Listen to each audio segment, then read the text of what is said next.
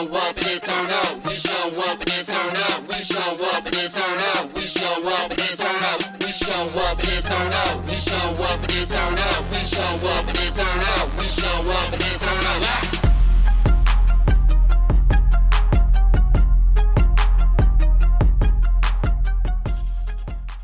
What's up guys, I'm Landon from Shoeware, and today we're putting the Nike Air Zoom GT Jump against the Air Zoom GT Cut to see how they compare. So really quick, if this is your first time checking us out, feel free to drop a follow or subscribe wherever you're watching and give this video a like. We would greatly appreciate that. So starting off with the box and the price, these are two of the three models that released in this Nike greater than line. So they are going to have the same box concept, but on the GT Jump, you're going to see an arrow kind of pointing up to signify that jump model. And then for the GT Cut, you have the same idea with like that jagged arrow kind of running through that center design. So kind of a simple look, but definitely clean for the box. And then as for pricing, the GT Jump is the highest of the three shoes to release. It's going to be retailing for $180. The GT Runs kind of fell in the middle at $175, and then this GT Cut model was the cheapest of the three, if you want to call it cheap, but that was going to be for $170. So, you know, a little bit more on the pricey side, but with everything these shoes have going on, you'll see why. You can't play a player, baby, that's just how the game goes. So touching on the appearance for these shoes and starting off with the colorways, today we're looking at the Nike Air Zoom GT Jump Own Space versus the Air Zoom GT Cut Amethyst Bright Mango. So looking at the GT Jumps first, I mean, these are pretty clean. So Nike kind of hit on all three heights for this shoe line now, with these being a high top, and then the GT Cuts are obviously going to be a low, and then the GT Runs right back here behind me are going to be more of a mid-top design. So I don't normally love the look of high top shoes, but I think Nike did a good job of making these look appealing, you know, at least to me. So something cool about this design is they kind of label on the bottom of the shoe, or just kind of across the shoe, what is being used on the inside of them and just what's being used on top. So I'm not going to spoil that for you now. I'm going to get more into that on the performance side here in a second, but the tongue has a cool design for this GT Jump. You're going to see sort of a transparent look on the left shoe with it saying Own Space, which is the colorway name, of course. And then on the right tongue, you're just going to have that jump arrow pointing up.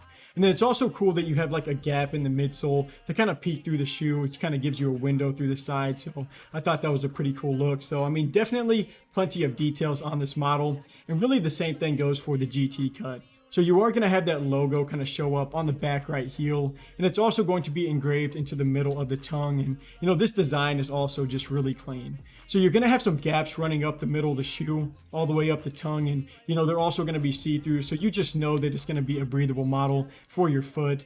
And then you do get that cut arrow design kind of running along the outside of the laces. And I just think it's nice how they kind of work that into a few different places on the shoe.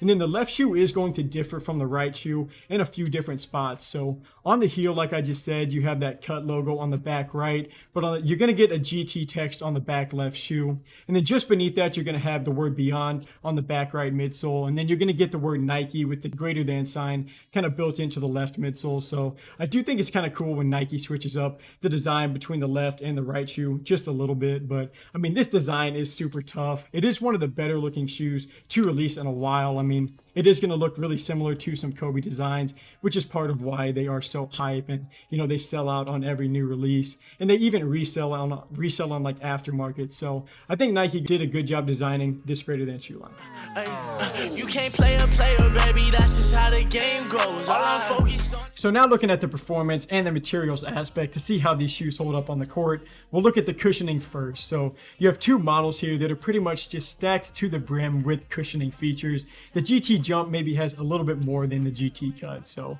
like I was just saying, cushioning is a major focal point for this GT Jump line. And you know, now we can kind of get into the parts of the shoe where Nike kind of spells out what is going on. So on the outsole, you're going to get like a list of what is being used within this shoe.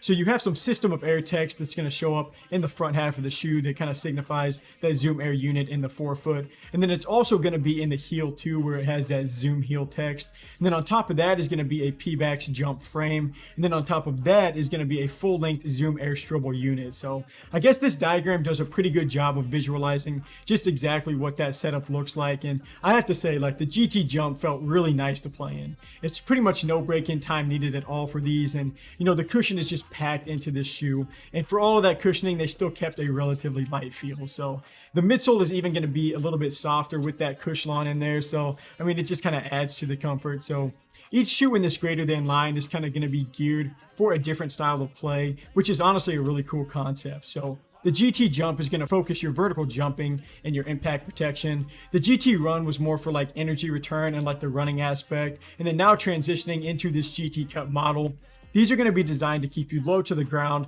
for those cutting and change of direction movements, so you can do that quickly. But, you know, they still ball out for the cushioning section too. So just like the GT Jump, this is going to be one of the highlights for this model will be the cushioning.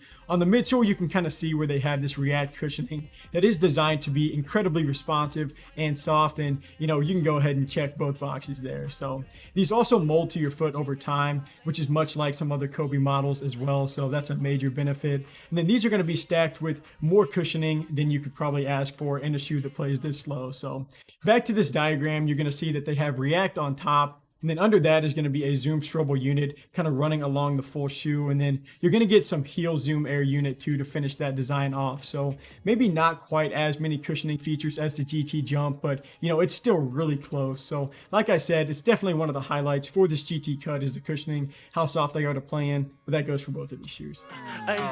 You can't play a player, baby. That's just how the game goes. So for the materials and the support, once again, these shoes are going to be way above par in these areas. So for the Nike GT Jump, you're going to have that Nike jump frame labeled in the black portion of the shoe. And that's kind of what helps all of the cushionings, you know, just kind of stay intact and under control. So for the upper, you can see that it's made out of a Nike jump wire. And, you know, that is kind of marked out near the ankle on that black strip. And, you know, this setup feels really secure to play in. And it's also going to be see-through in the middle portion of this shoe. And then it kind of switches to being more filled in around the heel and the ankle, and it gives you a super locked in feel.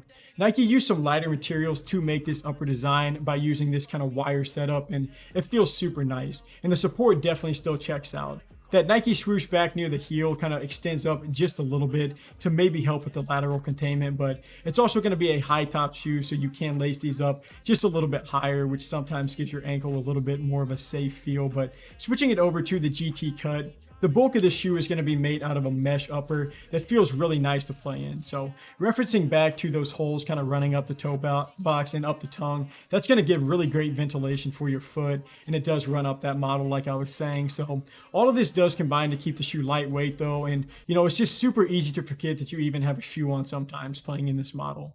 And then just above that Zoom Air unit is going to be like a stabilizer rail guard that you can kind of see in this purple plastic piece extending out from the shoe. And, you know, that's what keeps all of the cushioning intact, but it also acts like a little brace to keep your foot, you know, secure within the shoe. So I'm honestly impressed with the materials and the support for both of these shoe lines. I think Nike killed it. You can't play a player, baby. That's just how the game goes.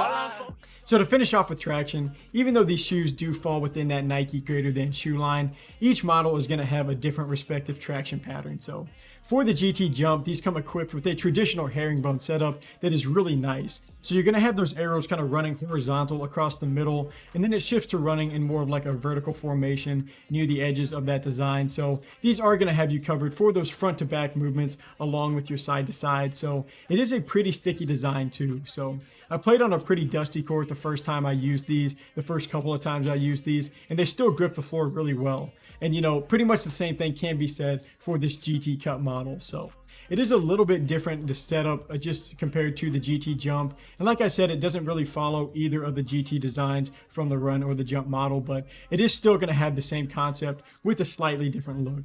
So you can see in the middle, you're going to have some rugged or like horizontal lines with some space in between them that is going to be there for your front to back movements. And then you get more of a horizontal pattern near the outside of the design that's going to handle your side to side. So, you know, just like the GT Jump, it does a really good job on all of your movements on the floor, which is going to be great. So to finish off with sizing, I went true to size on both of these models. And, you know, there's maybe a little extra room for the length in the GT Jump, but not enough where I'd probably change it. The GT Cut is perfect for that though. And then for for the GT Jump, it also is slightly more narrow than the GT Cut model, so just keep that in mind. You can't play a player, baby, that's just how the game goes.